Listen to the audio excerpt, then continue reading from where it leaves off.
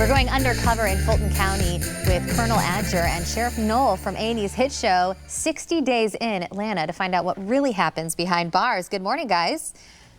Good morning. Good morning, Stephanie. So we're talking unparalleled access behind bars, around-the-clock cameras, really a first-hand look at what I would call terrifying surroundings, right? Kind of a peek behind the scenes as to what goes on. Absolutely. Definitely. You get a peek of the environment of jail and how it actually is. So 60 Days in, it's airing on A&E, and you are currently in season 3. So what have we learned so far? And I guess what are the goals of inviting these cameras in for a closer look behind bars, inviting the community in? Well, we were delighted to be able to do this project with the producers. And one of the things that I was curious about is the effect that we're having on usually the first-time offender coming to jail for 30 to 60 days. What kind of effect are we having on these individuals, and are we doing them any justice when we put them back out into the community? We took a group of individuals from various backgrounds, diverse situations, some having some law enforcement experience, to others who have family members who were criminally justice involved. They had their reasons for doing this as well. And we put them in jail for 60 days so that we can find out what's going on in our system from the point of view of the inmate, and actually as to how the staff is performing. How are we doing when it comes to controlling contraband coming into our facility? That was one of the things that I was really concerned about. And because of the things that we learned, we've put in new programs and protocols to control contraband.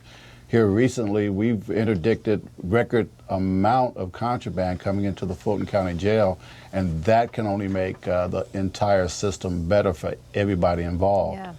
Well, what have the viewers said? Have they spoken? What kind of feedback or response are you getting from the community? Well, go ahead. Season 1 and Season 2, it's been a great response from the community. I was really worried about it. How would people think? They think we're crazy for trying this, but it's been really positive.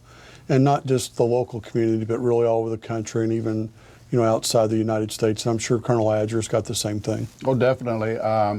We've had nothing but positive feedback when people found out that we were going to be the next 60 days in Atlanta. People were appreciative of the fact that we were transparent, that we're willing to work on our issues. We're doing criminal justice reform in Fulton County. This is one way to get the information that we need to make good decisions as to what programs we put in place to reduce recidivism. And how can we assist people once they go out of jail, and how can we keep people from coming to jail? So all of this was invaluable. Yeah. Well, and now that this is an original docu-series, of course, this is entering the season already. You have 7 participants in this season who are volunteering their time to go behind bars and help with this mission. Who are these people? Do they have a law enforcement backgrounds, or is this just your everyday average for Joe? Atlanta season 3, we had people from diverse backgrounds. Some have law enforcement experience. Some are, have family members that have been involved in the criminal justice system, and they're trying to understand their family members a little better. Having been to jail themselves now, they understand that the stress and the strains that is caused by being incarcerated affects them when they come out of jail and try to find work and try to readjust into the community.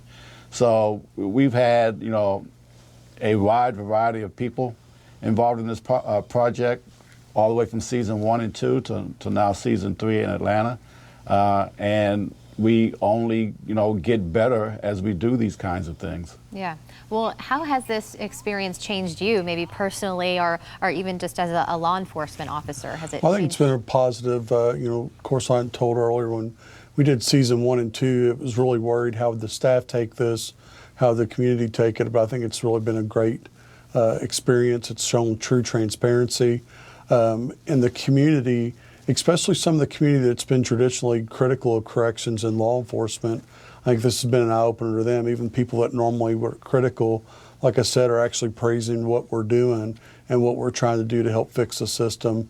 And but it also showed a good light too of not just what we need to improve in the system and what our officers need to do to improve, but it also shined a light on the good officers that time and time again are coming in and giving 110%. Because in season 1 and 2, and I'm sure the same in 3, the undercover participants talked about when this officer's working, I feel safe, and all the good work that they're doing. Yeah, I would agree with all of that. Not only that, but I think a lot of times in our profession, we tend to rest on our laurels and not do anything to improve our profession. This forces you to improve because, you know, the people that we're dealing with are definitely adjusting to what we do. And if we do nothing, we will be behind what they're doing. So this has caused us to innovate, and innovation is always good. Well, ultimately, as we get ready to close here, what do you want the takeaway for the community to be, for the viewers to be by Well, first and being foremost, invited please in? don't end up in jail to start with. But to show you what we're doing, whether it be in Clark County, Indiana, or Fulton County, Georgia, what we're doing to improve and hopefully to cut that recidivism rate down when people go to jail that first time, especially that first traumatic time they can't make bond. They're going to have to spend the night in jail and be exposed to all the different people that are in jail, that hopefully we can do something to reduce that effect. And hopefully that people, God forbid they end up in one of our jails, that we do enough to help them along the way or help them when they get out, to give them the resources that they don't ever come back to jail or want to come back to jail. Yep. Yeah, I appreciate your service, by the way, to our communities. And I got so many more questions, but we're out of time. So 60 Days in Atlanta just started this next season. So what time should everybody tune in to see you guys On in action? Thursdays at 9 o'clock Eastern Time. And don't go to jail. A great message, as Thank he you. says there. Thank so you. if you want to learn more, head online, check us out, fox4morningblend.com. Up next, try it yourself. Grab your tool belts and meet me in the backyard. We are making over your patio after the break.